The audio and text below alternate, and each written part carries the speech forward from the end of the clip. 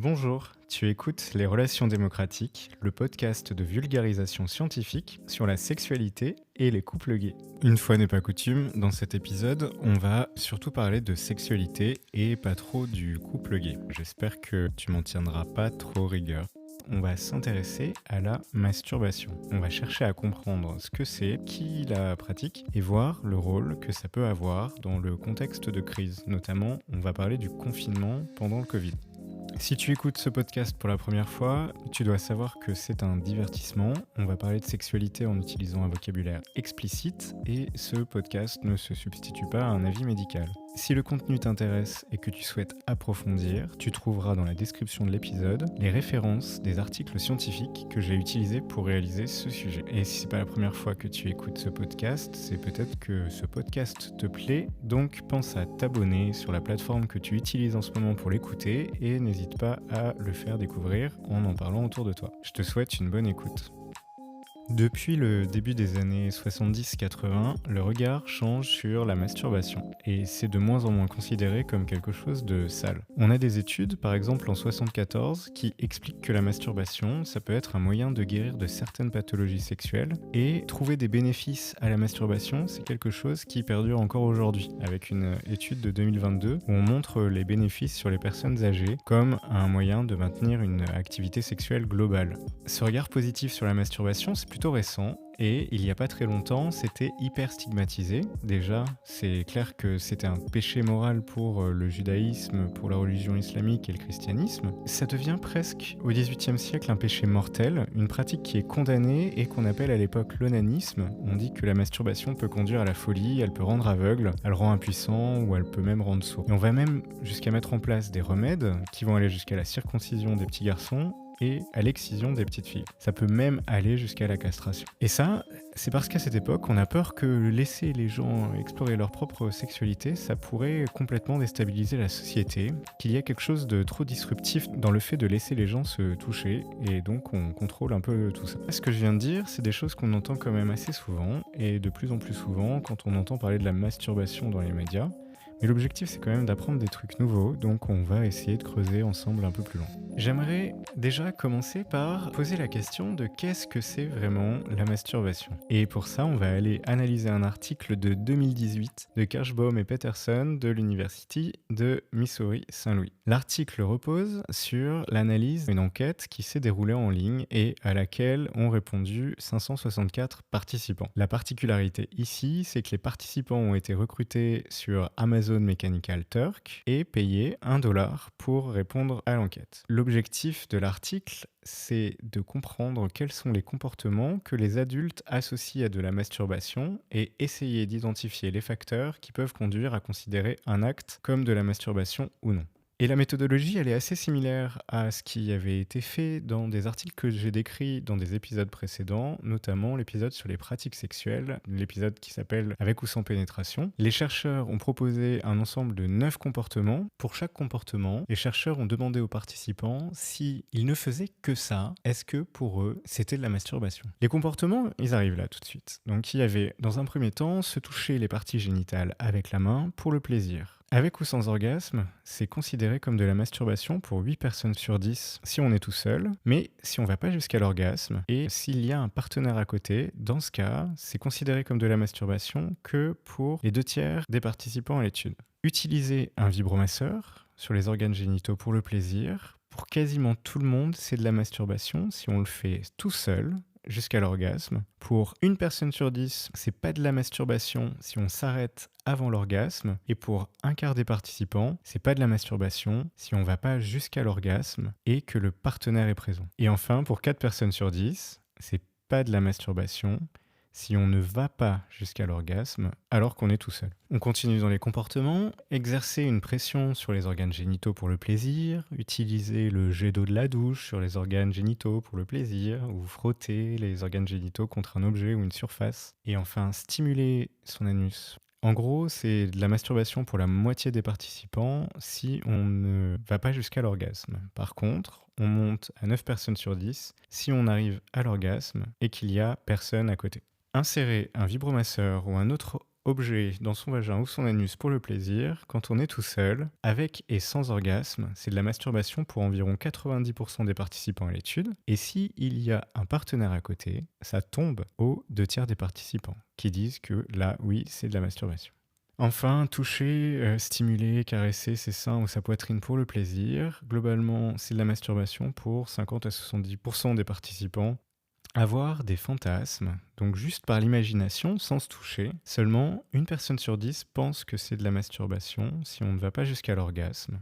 Et ça monte à 4 personnes sur 10 si on va jusqu'à l'orgasme. Là, c'est les résultats de l'étude un peu brut que je donne. Je vous avoue que je suis un peu jaloux des personnes qui ont cette capacité de visualisation et qui sont capables d'aller jusqu'à l'orgasme sans se toucher, juste comme ça, par la pensée. Et il y avait un autre comportement qui avait été rajouté, c'est toucher ou stimuler les organes génitaux de son partenaire avec sa main pour lui donner du plaisir. Là, globalement, c'est de la masturbation pour 4 personnes sur 10, que ce soit jusqu'à l'orgasme ou non. On a aussi demandé aux participants de contribuer librement si, par exemple, trouvaient que les chercheurs avaient oublié des comportements importants et représentatifs de leur propre sexualité. Donc, ils étaient libres de dire, eux, ce qu'ils faisaient. Et donc, certains ont parlé de comportements impliquant un partenaire. Par exemple, ma femme me touche l'anus parfois.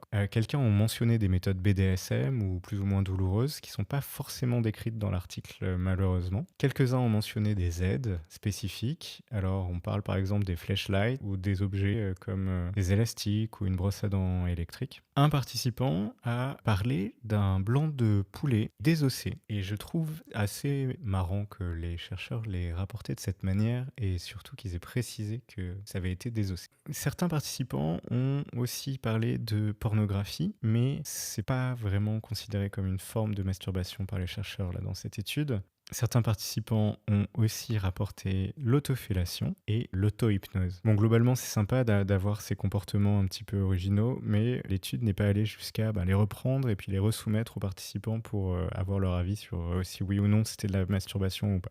La particularité de l'étude, c'est que l'objectif, c'était à la fois de voir si, en moyenne, des comportements étaient plus ou moins reconnus comme de la masturbation, mais aussi d'essayer d'identifier quels facteurs ont de l'influence sur le fait de reconnaître un comportement comme de la masturbation ou non.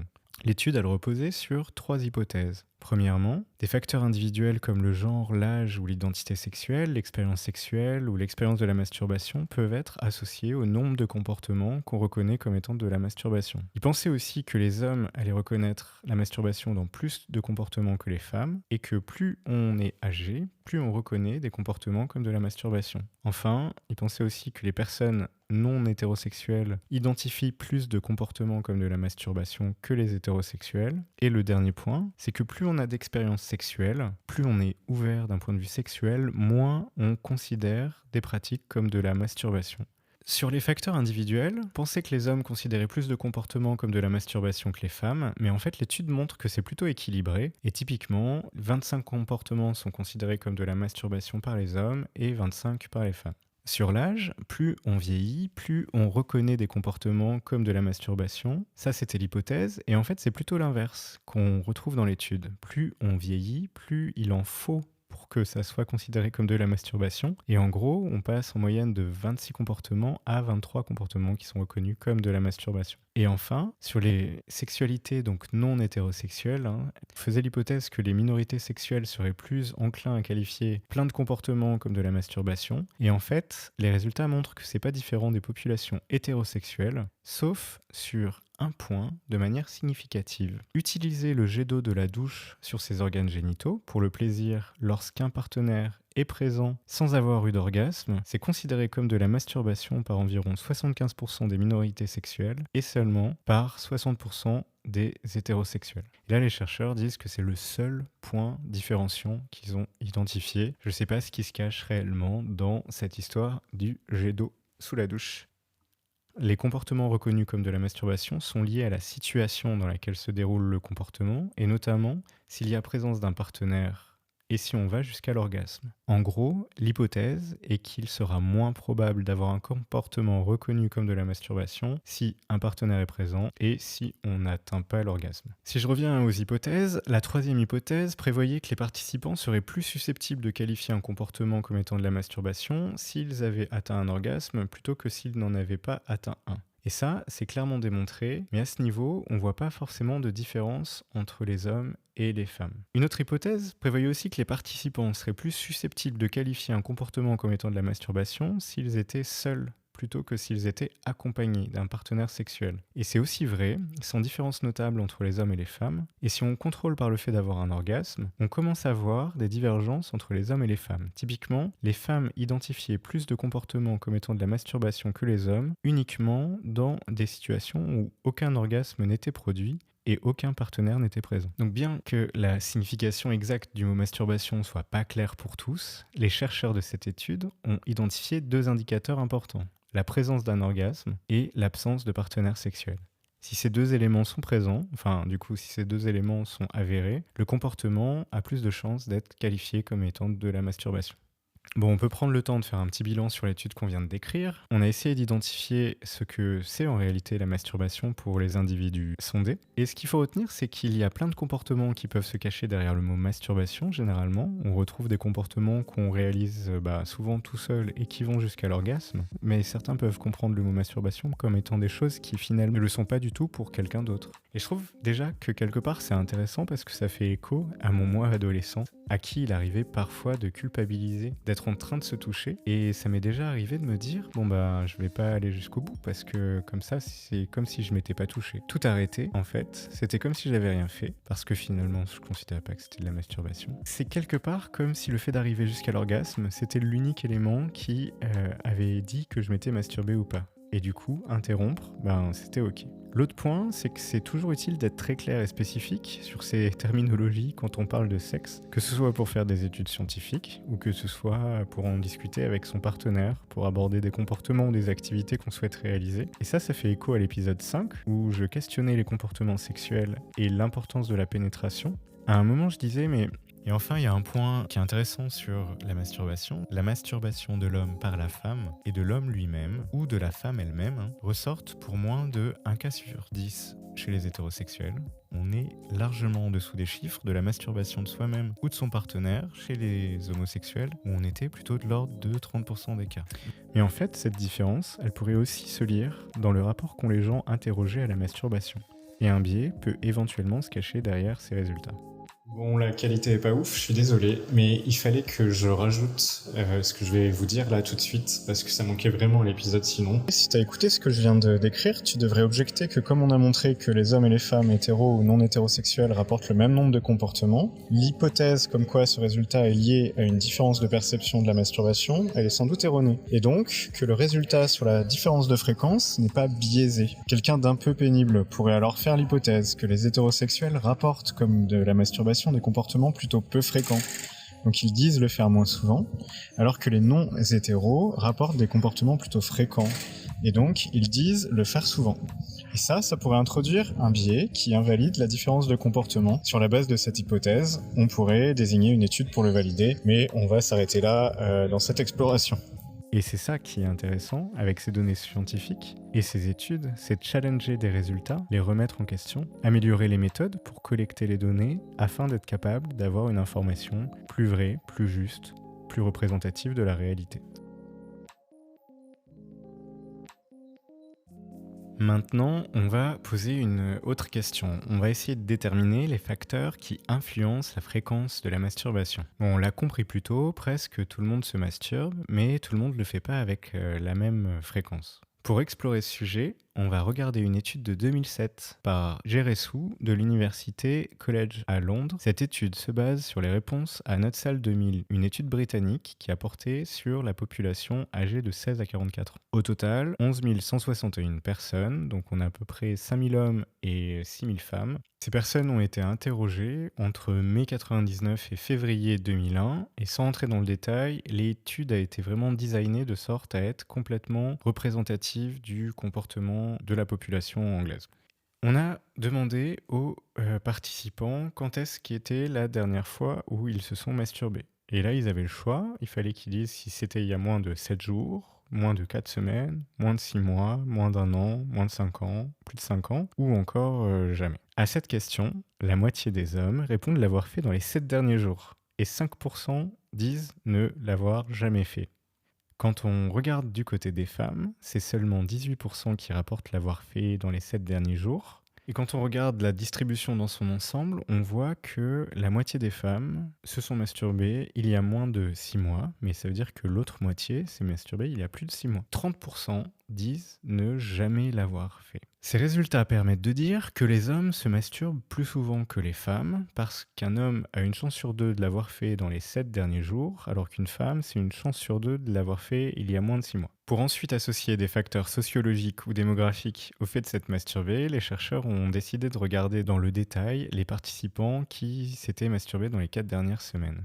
Et ça fait ressortir que, concernant les hommes, les 25 à 34 ans sont 80% à l'avoir fait dans les 4 dernières semaines, seulement 70% chez les 18-25 ans ou chez les 34-44 ans. On n'a pas une énorme fluctuation, mais on trouve que les classes plus jeunes et plus âgées ont le même comportement. L'étude, de la manière dont elle a été définie, ne capture pas les personnes en dessous de 18 ans ni au-dessus de 44 ans. Donc on a aussi une large partie de la population là, qui n'a pas été sondée.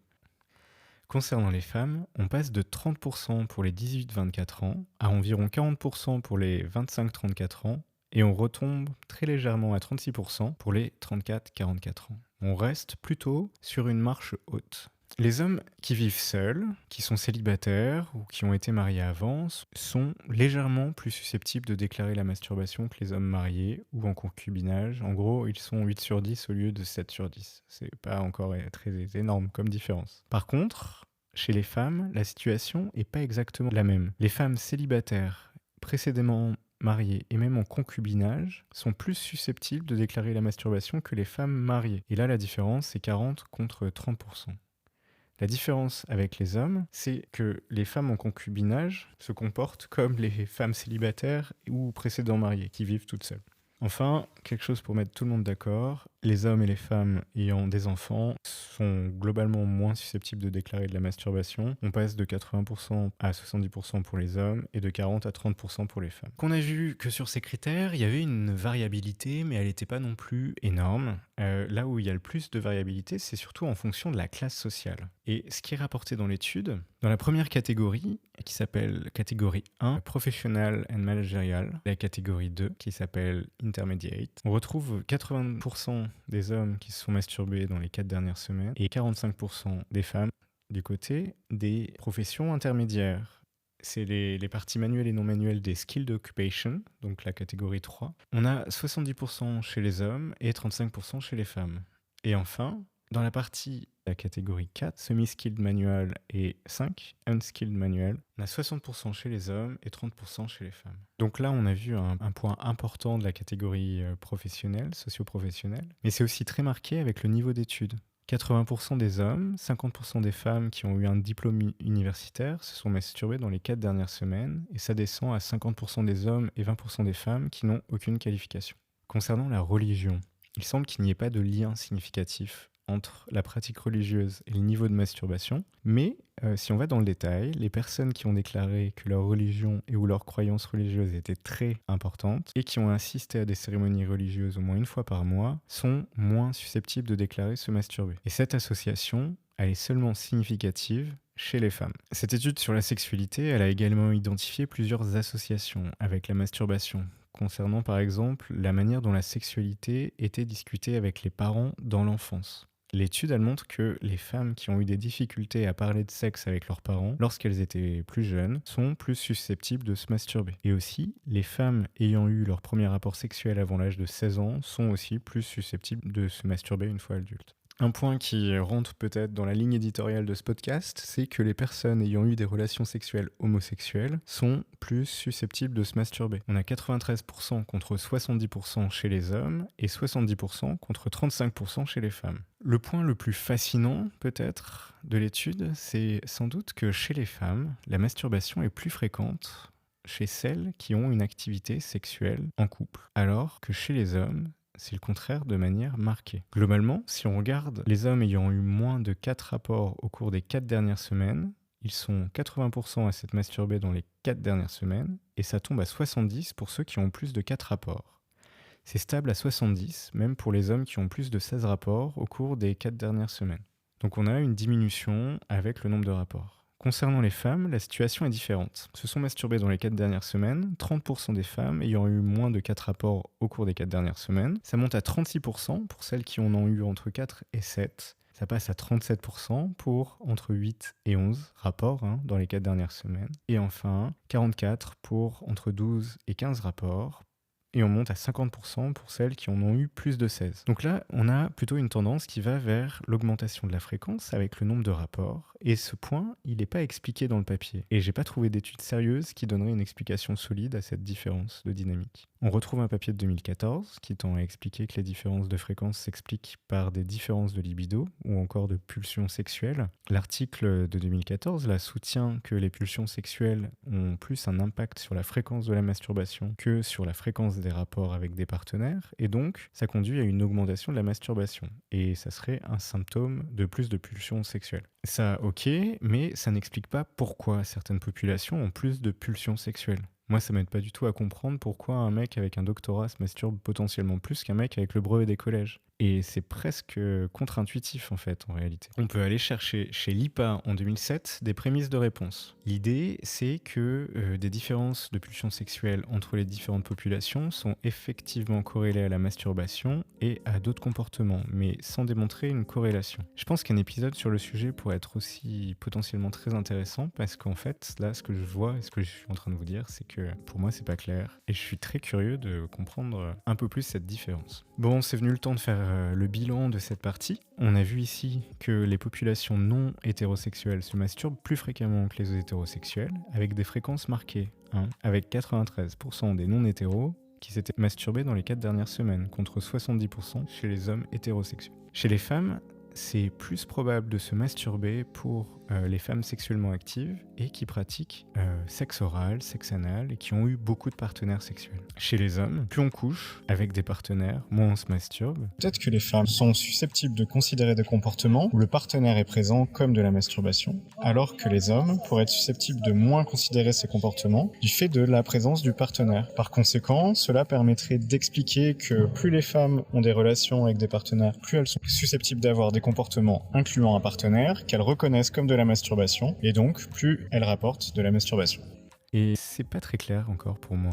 Peut-être que ça allait un peu plus dans le monde académique, mais j'ai juste pas encore compris. C'est pas très clair quelle était l'origine de ces différences. Je dois dire que je reste un peu sur ma faim ici. Je voudrais terminer l'épisode pour aborder une nouvelle notion. C'est la première fois qu'on en parle dans les relations démocratiques et je pense que cette notion elle est super importante. Je voudrais aborder la notion d'estime de soi sexuelle ou encore de confiance sexuelle qui est un aspect clé de la sexualité. L'estime de soi sexuelle ou la confiance sexuelle fait partie de l'estime de soi, mais elle concerne plus particulièrement notre capacité à avoir une sexualité épanouie. On lit dans un article du Huffington Post une définition. La confiance sexuelle se réfère à la façon dont on accepte ou non son corps, à notre sentiment de valeur et ce qu'on apporte ou n'apporte pas pendant les rapports sexuels, à la façon dont on se connecte intimement à soi-même et aux autres et à notre vision de la sexualité dans l'ensemble. C'est un vaste sujet, quoi. Mais avoir une bonne estime de soi sexuelle ou une bonne confiance sexuelle peut aider à réduire l'évitement sexuel, la dépression, l'anxiété, selon certains articles. En gros, l'estime de soi sexuelle joue un rôle crucial dans notre bien-être sexuel. Si on est OK avec l'idée que l'estime de soi sexuelle c'est important, on peut se demander comment la bosser ou enfin comment l'augmenter et comment l'entretenir. On peut se demander quel est l'effet d'une crise ou de la privation de liberté sur cet élément. On peut facilement comprendre que l'estime de soi sexuelle peut être mise à rude épreuve, par exemple, lors des situations de privation des rencontres ou de privation de la sexualité. Et donc la question que je vais essayer d'aborder ici, c'est est-ce que la masturbation peut avoir un effet positif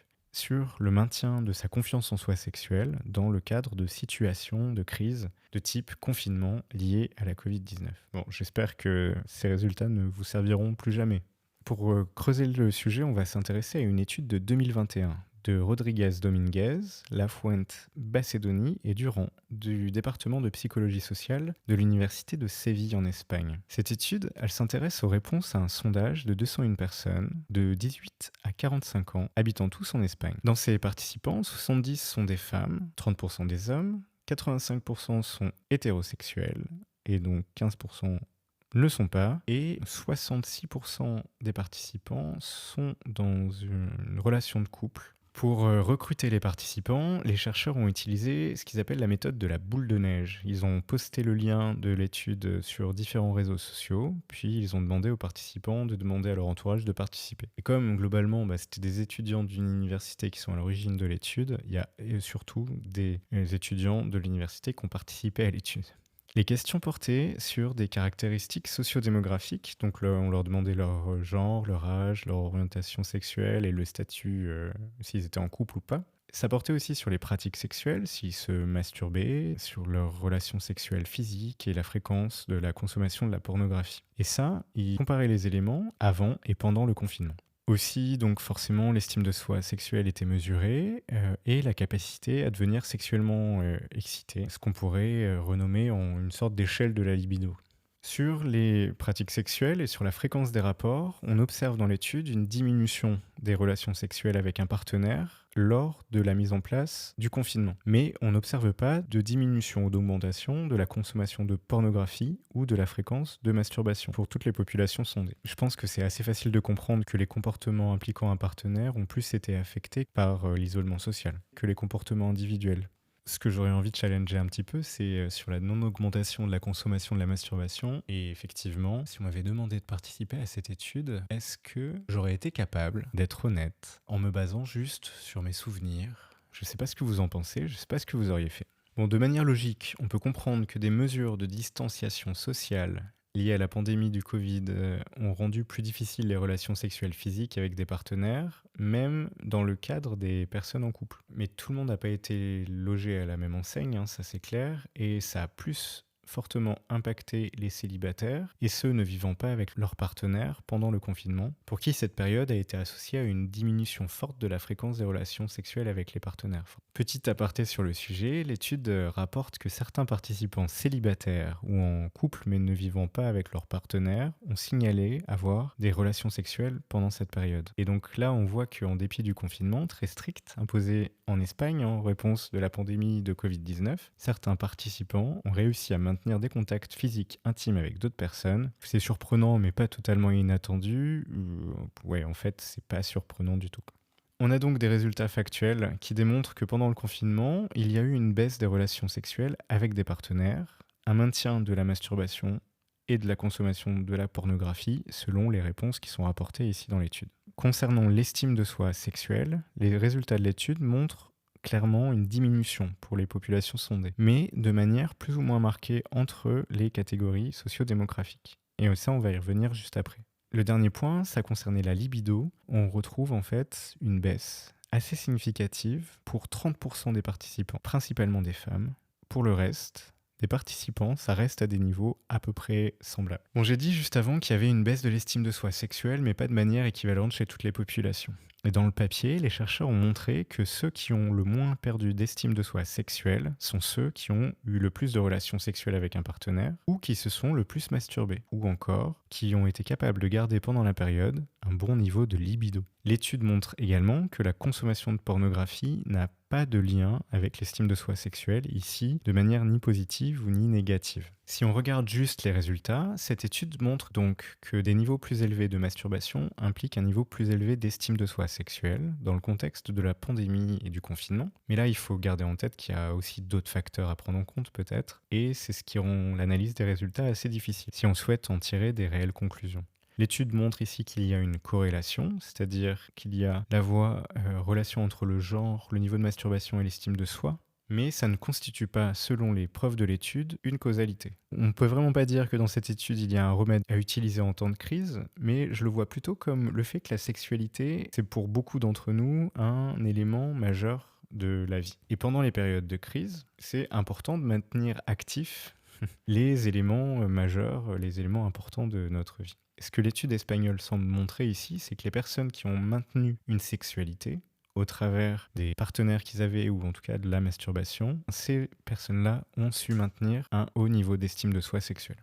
Bon après, il faut avoir en tête que l'étude a ses limites. Déjà, le nombre de participants est assez faible. On a eu une technique qui s'appelle la technique de boule de neige, où on a surtout des étudiants, surtout des personnes jeunes qui ont répondu au sondage. Et en plus, on a posé la question en demandant aux participants d'utiliser leur mémoire pour réfléchir à la manière dont ils avaient vécu une période quand même assez traumatisante. Et ça peut générer aussi des réponses un peu différentes de ce qu'est la réalité.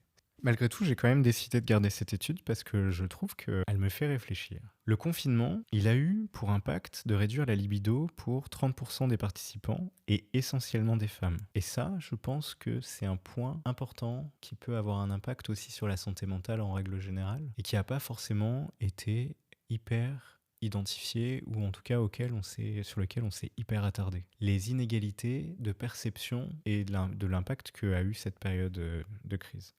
Ensuite, les individus qui rapportent des plus hauts niveaux de masturbation sont aussi ceux qui rapportent une meilleure conservation de l'estime de soi sexuelle. Et ça, c'est ce que je disais juste avant, c'est une corrélation. On se demande que c'est peut-être la capacité de se maintenir sexuellement actif, ou peut-être de maintenir sa libido, qui pourrait être la clé de la bonne estime de soi sexuelle pendant ces périodes. Quelque part, ça fait sens, parce qu'on peut se dire que c'est important de prendre soin de soi. C'est important de prendre soin de sa santé mentale, de faire des checks et de se demander si ça va. Mais aussi, c'est important de s'occuper de sa santé sexuelle, ou si je puis dire, sa santé mentale sexuelle. Mais ça n'existe pas du tout en fait comme terme. C'est peut-être juste s'appliquer un peu de bienveillance envers soi-même et de s'assurer que des choses importantes de la vie continuent de fonctionner même pendant des périodes où ça va pas forcément super bien. Et je pense que ça peut être transposé à des situations moins globales et moins critiques que l'a pu l'être la crise et la pandémie, aussi aux périodes qu'on peut rencontrer un peu parfois dans sa vie.